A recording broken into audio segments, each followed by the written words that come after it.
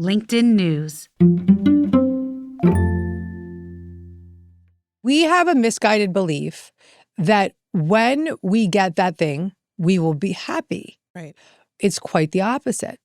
When we are feeling good in a high vibe energy, we're already happy and we are a magnet for more of that thing and more and more and more and more.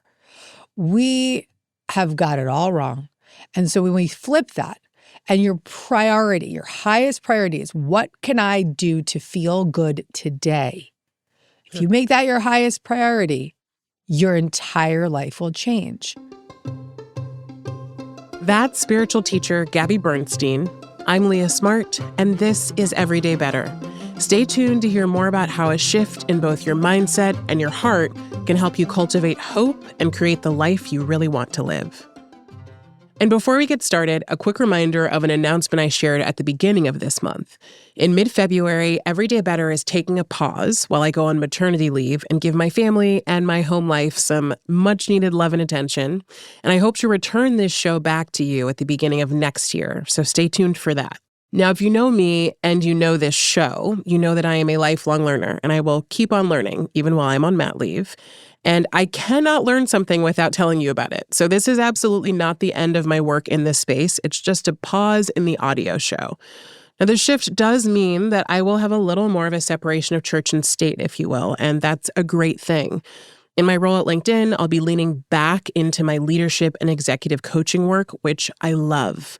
And that's tools like my certification in the Enneagram, one of my favorite things in the world, something called Leadership Circle, and a lot of the work I've done in supporting founders to develop a stronger sense of what vision for their leadership and communication with their colleagues looks like at its best. If you're a LinkedIn Premium subscriber, you'll see me interviewing, coaching, hosting workshops, and much more, so you can find me there. But if not, fear not, I have also finally started a Substack, so I'll be writing more this year about all of this work that you've heard me talk about since the beginning, as it relates to the phases of life, both personal and professional, that shape us. I got to tell you, I love writing almost as much as I love interviewing, and I have missed it dearly. I've missed writing from my heart as a human and not just as a professional while I focused on the podcast. So I cannot wait to come back to that this year. I've also got my videos on Instagram and on YouTube. Links are going to be in the show notes, but I've also got all my handles lined up so you can find me at It's Leah Smart. Keep following us for more updates and keep tuning in through February for a few more new episodes. I have been having a blast taping. Lastly, I have a favor to ask. If you've listened to this show and you have never left us a review on Apple or Spotify, please do it before we go on hiatus. Myself and my team would love to know what has been most impactful for you about our show or about episodes that you're listening to. And if you're new here, be sure to follow Everyday Better so that you know when we come off of hiatus. Okay, thanks for listening. That's it from me. You're the best. And we'll be right back with Gabby Bernstein.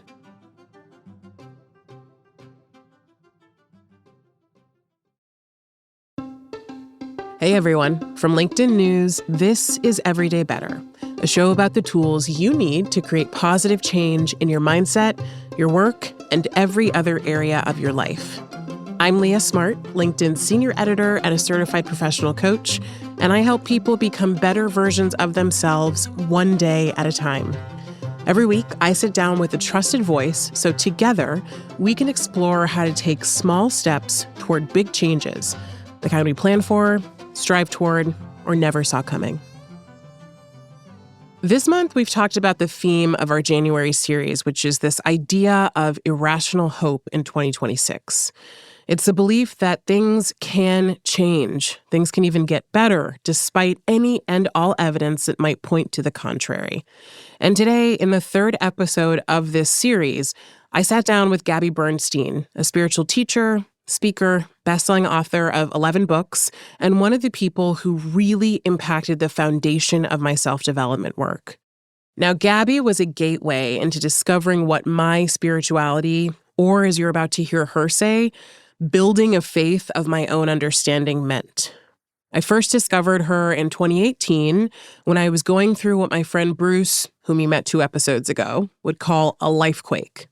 I'd moved across the country, gone through a pretty bad breakup, and I had this underlying sense of what I might want to do with my entire career, but it felt so impossible. Hint, hint, it's what I'm doing now. And enter Gabby's book, The Universe Has Your Back. It helped me open up to this idea that my life could change for the better and that I could shape it into exactly what I wanted it to be. Here's the caveat: as long as I was aligned to my intentions and not to my emotional tie to specific outcomes and results. That's tough work, but it's part of the real work of what she teaches. Now, in this week's episode, I finally got to meet Gabby in person after almost a decade. And we had a super grounded, spiritual, and practical conversation about how simple shifts, the small choices we can choose to make every single day, can help us cultivate irrational hope and create the life we want to live. You're all going to have to excuse my pregnancy congestion in this conversation, and honestly, right now, I'm so sorry, but just pretend it's not happening and you will get used to it. I promise this conversation is worth it. Here's Gabby. I came to your work at a time when I think I needed it most. Meeting you now, though, I want to know, I know your story and you don't have to tell the whole story, but what is the intention behind the work that you do? To give people the exact experience that you had, to help people connect to and awaken to a spiritual relationship of their own understanding, a spiritual relationship that's theirs. What does that mean? Well, I'll ask you. What did it mean? What did it mean to you listening to the book and feeling a new mindset opening? This was the first bit of permission to really be the OkCupid spiritual, not religious checkbox. Yes, yes. I grew up Christian, and in my late teens and then early 20s, I very much was like, I'm not doing this. I don't know what this is. I don't trust it. I don't believe it. And I want to create my own world, my own life. And I didn't ever know what that meant. So people would be like, are you agnostic? Are you atheist? Everyone wants to categorize. And I was like, no, I don't really know. Yeah. This was relief. Uh-huh. Yeah. That's the thing. My body was like, oh, it's just a breath. I'm like, I can just explore. I can just find out.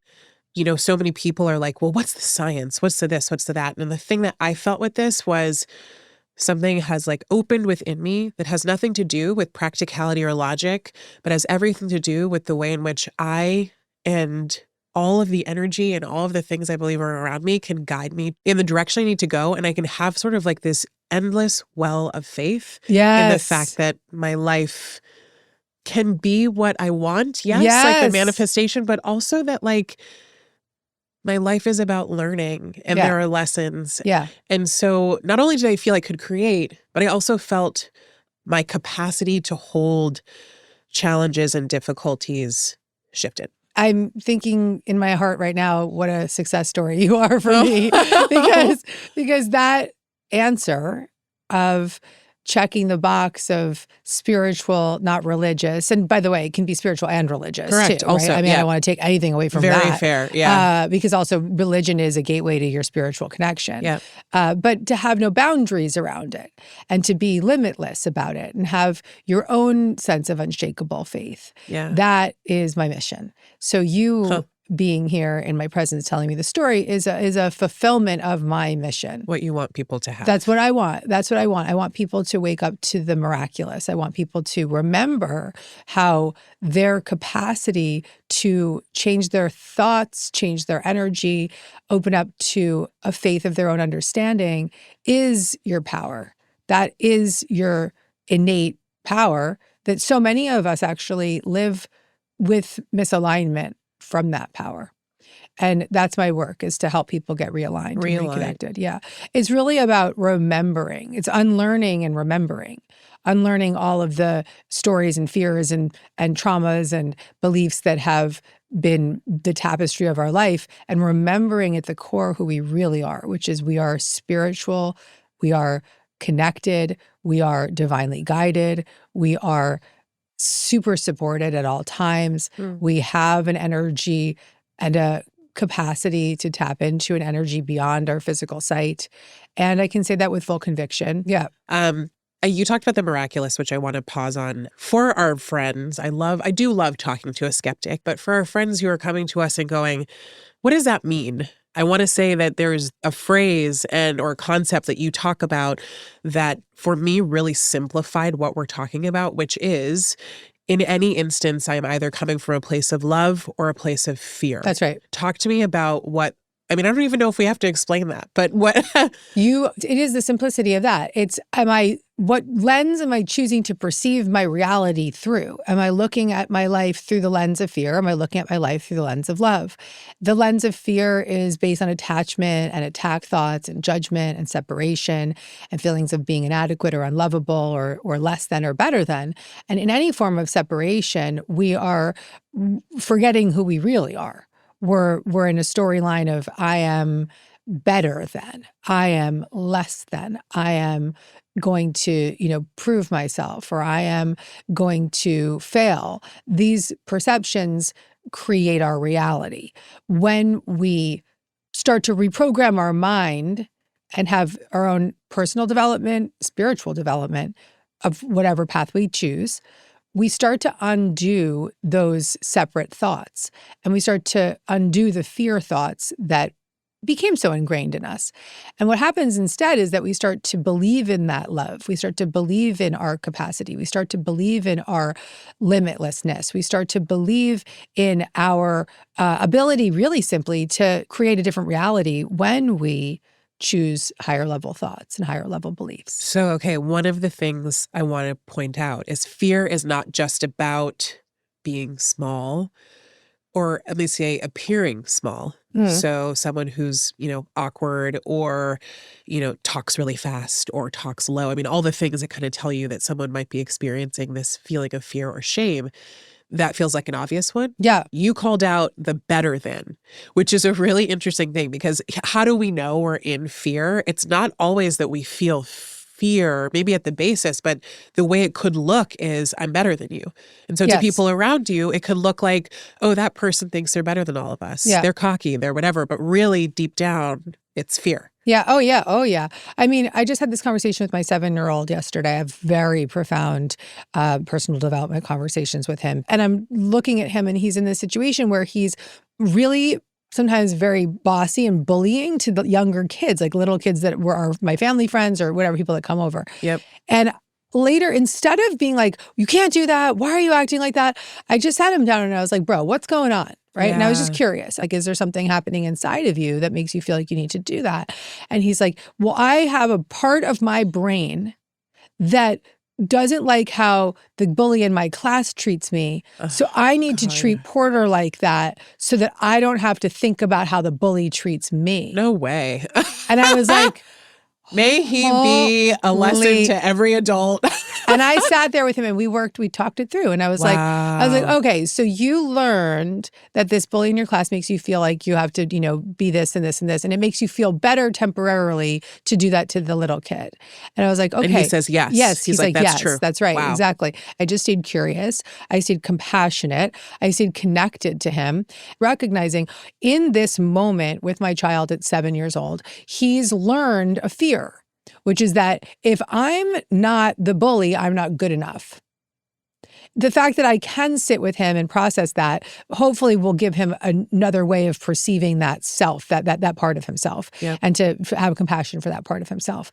But the biggest thing here is to see that as children, we all have these moments that Ollie's having right now. Right. These moments of that I don't feel adequate, so I have to make myself seem better than, or I have to hide and shrink, or I have to, whatever it is that we've been doing to protect ourselves. And that protection is we're protecting against fear. We're protecting against feelings of inadequacy and unlovability. And so ultimately, it's a path of really recognizing, okay, I learned these experiences and behaviors, but they're only real in my internal world. Yep. But if I unwind that and heal that inner perception, my outside world will change. Why? Because our outside world is a complete mirror reflection of what we believe on the inside. Okay? For instance, I walked in today, I am inside, I feel today after 20 years of a lot of, spiritual therapeutic work, I have a lot of groundedness. I have a lot of confidence. I have a lot of clarity. I have a lot of calmness and connection. My mission is clear. I want to feel connected to people. I want to love people. Yeah. I want people to feel good in my presence. So what happened today? Got in an Uber and the guy was a little annoyed that I was late. And I was like, God bless you, sweetheart. Thank you so much for being there. Happy New Year. How's your year going? Genuine, right? Yep. Walked in the door, walked out of the doctor's office. I hope you all have a blessed year. Their faces lit up, right? Yeah. Got in the next Uber. He was late. Okay, it's okay, man. Let's just get there. We got it. And then come in the door here. I'm just so happy to see you. Give you a huge hug. Okay, so how is my day going? My day is rocking, okay? Because I am showing up for life with an attitude of I want to bring light. I want to be the light. I want people to feel good in my presence. I want to feel good in the presence of others. When I see people light up and feel seen, that makes me feel even more seen. Being a bearer of love and being in a worldview of people are good. Yeah. People want to see themselves in that light. And if you witness them in that light, they can see that in themselves. Wow. I want to continue here because this is the month that we're exploring this idea of the year for irrational hope. This idea of irrational hope for me feels really resonant for this year because I think in so many corners of the world for people individually, in relationship, in society, things feel so crazy. Yeah. So uncertain. So what are we doing? Who are we becoming? Yeah. I mean, you have so many really different scary. inputs, right? I want to know how you think about the way that we show up for a year for irrational hope using some of your principles. Yeah, well, I'm actually living this right now because I'm writing a book called Unshakable Faith. Yeah. This is a time where if we don't have a faith of our own understanding at this time in history, we will suffer, period. If we don't have a way of tending to our inner world and having a way of shaking out the fear and clarifying what's happening on the inside, right, then we're going to feel like the victim of the outside world. So it's not that you have to have my spiritual faith or your friend's spiritual faith. It's your own. It's yours. It could be your religious faith. It could be what you were brought up with. It could be that you start listening to this interview and you're inspired. It doesn't really matter. But what we need is to have a faith in some kind of higher power and a faith in energy again, and a faith in kindness again, and a faith in community and connection. So the living with irrational hope right now, to me, what does that mean? It means that we are facing into this forward momentum of a lot of uncertainty and chaos, but we have an anchor inward that is our through line, and that we connect to that inner anchor daily, throughout the day, as often as possible, to say, okay, what compass am I going to let lead me? Yeah. And this inner compass, as we develop it, is going to be the gentler, softer path. And so that unshakable faith, that sense of irrational hope comes naturally when we develop that inner spiritual center. That happens through stillness. That happens through intentions or prayers, however you choose to talk about it. Yes. Yeah. And so how do we build in these moments of stillness? How do we establish a daily meditation practice? How do we use our breath as an anchor? What are the choices that we make about how we want to perceive things in our life? Those questions have to be questions we ask ourselves on a daily basis, because if we don't ask ourselves those questions, then we're going to get sucked in to the machine of all of the chaotic. We'll be right back with Gabby Bernstein sharing more on irrational hope, not just for ourselves, but how we cultivate it at a community and societal level.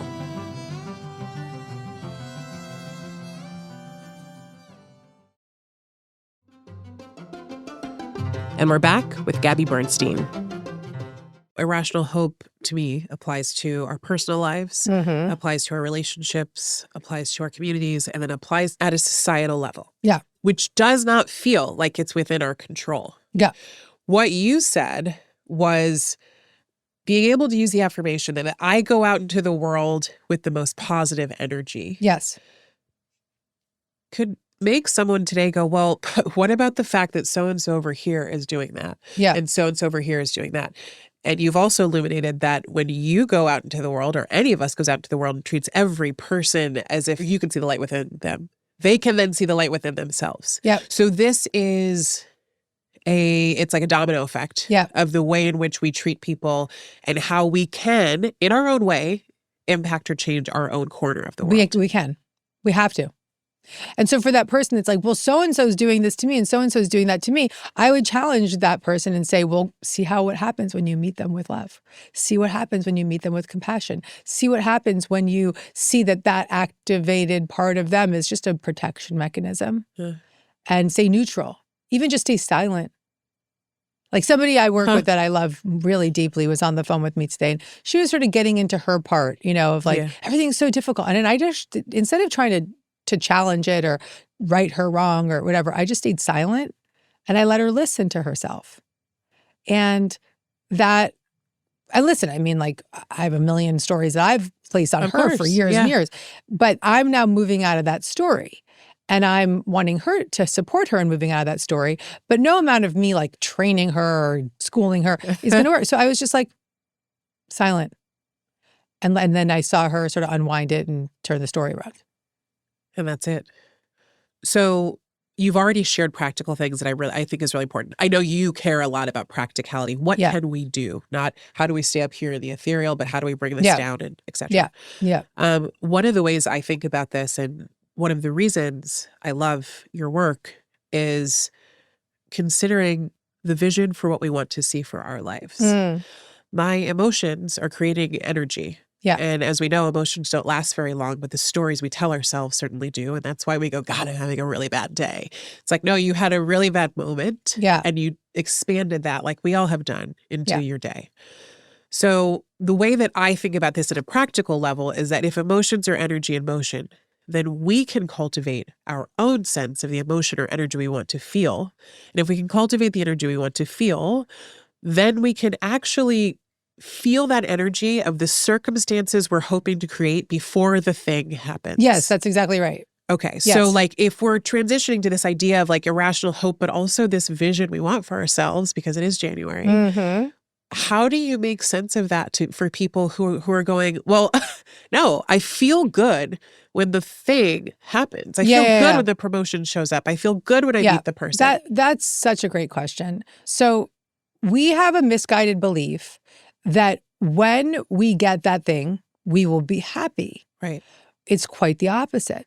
When we are feeling good in a high vibe energy, we're already happy and we are a magnet for more of that thing and more and more and more and more. We have got it all wrong. And so when we flip that, and your priority, your highest priority is, what can I do to feel good today? If you make that your highest priority, your entire life will change. So me waking up this morning and saying to my husband, I'm going to go to bed now because I didn't get a good sleep last night. And then I woke up at 7, almost got 12 hours of sleep, like just reset my clock. That made me feel good. Woke up. Then I, got on the call and the woman I work with was going down her story and I didn't engage in it. That made me feel good. I walked into the doctor's office and I was, hey, everybody, have a blessed year. That made me feel good. I am doing whatever it takes to lean into what feels good. Now, some people may be like, oh, I don't have the luxury of sleeping 12 hours, or I don't have the luxury of being able to walk through life with joy.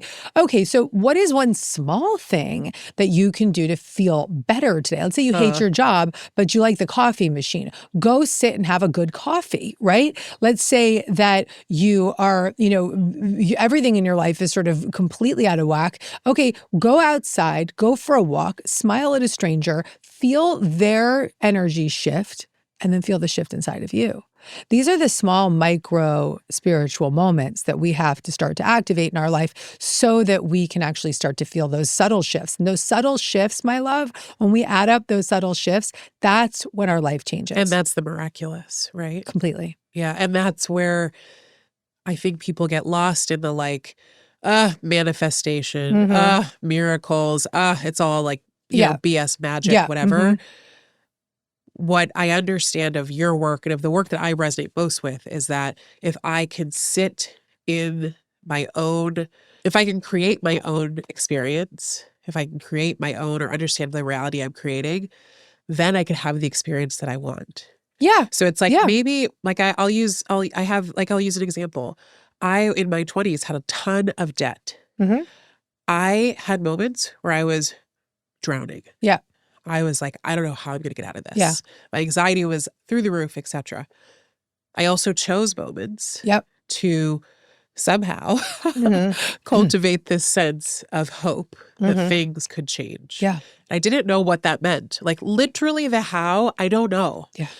But I knew that things could change. Mm-hmm. And it was when they started to shift as I shifted my career, but also when I met my husband. It just so happened that he lived in an apartment that allowed us to be able to save money and for me to not be in debt Exactly. anymore. There you go. And you couldn't have told me at 27 or 28 when I was freaking out about this, that this would be the way it unfolded, but it did. And yes, if you had said 8 years from now, I would have been like, that's a lifetime away. Yeah. But here I am. Yeah.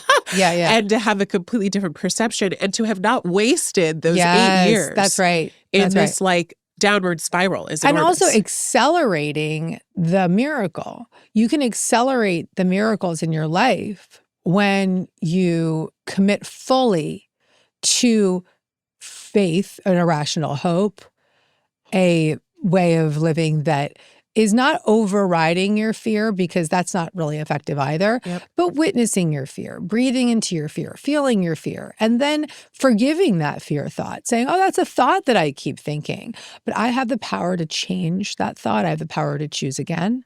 I have the power to shift my energy in this moment. And then doing that over and over and over and over again, because this is a reconditioning. I mean, we are programmed to just be so embedded in the fear and let the fear just run our lives. And especially for those of us who have the privileges to wake up in the morning and have a cup of coffee to actually get to work, because there's plenty of people in this world that don't have nearly the privileges that we have, and we have to shift the energy for them. What about the people today who are like, well, Gabby, have you watched the news lately? You're not talking about becoming quote unquote spiritual and disappearing onto a mountaintop. I am very connected to what's happening in the world. Right. I am extremely awake to what's happening globally, what's happening politically, what's happening technologically, what's happening with AI. I see the path we are on, and I'm concerned. And as a result of having that concern, I'm just empowered to really rev up my mission, because the shift that's required is an energetic shift. And that energetic shift will help leaders. That energetic shift will help activists. That energetic shift will change attitudes. That energetic shift will help people have more of an impact with their words rather than feel like they're shouting at a wall. And it's required. I mean, it's what I call spiritual activism. And oh, I love that. I mean, you're a spiritual activist. You know, doing this podcast is an act of spiritual activism. And it's being, I just got chills. It's really being in the commitment of the light. I know that sounds heady for people out there, but the light energy will cast out all of this fear. And that can sound super heady. That can sound too woo-woo. Let's boil it down. The positive momentum that we can create in our local environment has an effect locally, which has an effect globally. Period. That's it. I mean, I know it's like a small study, but I remember the one in Chicago where they send I think it was a monk. The Maharishi effect? Exactly. The Maharishi effect, where people go into a space, they meditated, and then they're able to actually see a change in the behavior. Went down. The crime rates went down. Right. You change the frequency and everything starts to shift. One of the other practical ways I think about this too is a friend of mine. She teaches this idea of the coat of arms. So it's like, who am I when I'm going up the upward spiral or up the mood elevator, or I'm at the top of the mood elevator? And so mine was warm, confident, trusting, and light.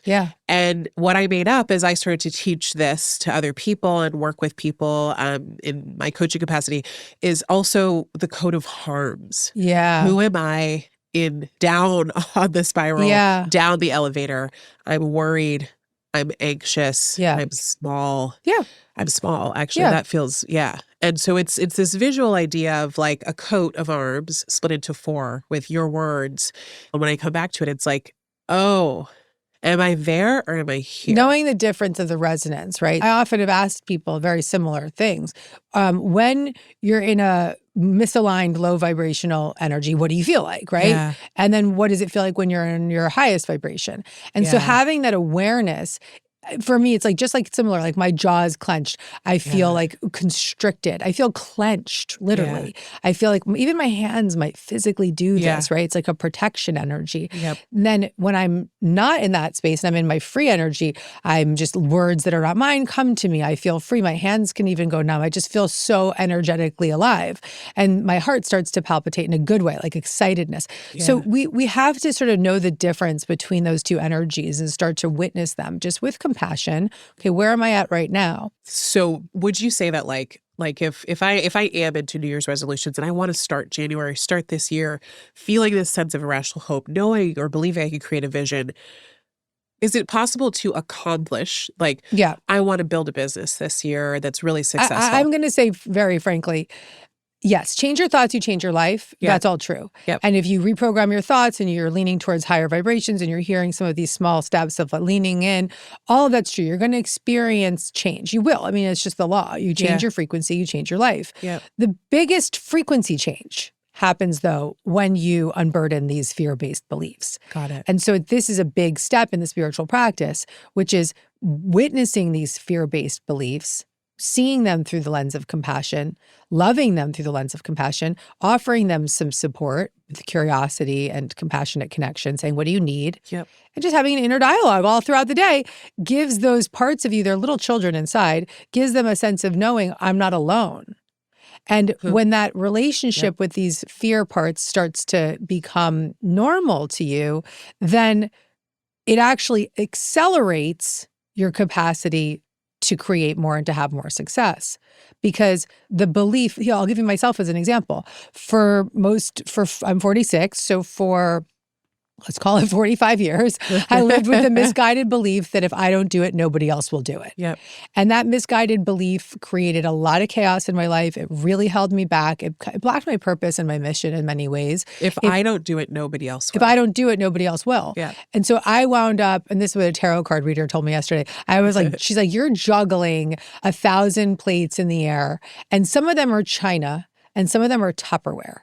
And she's like, you got to let go of the Tupperware. You got to drop the Tupperware.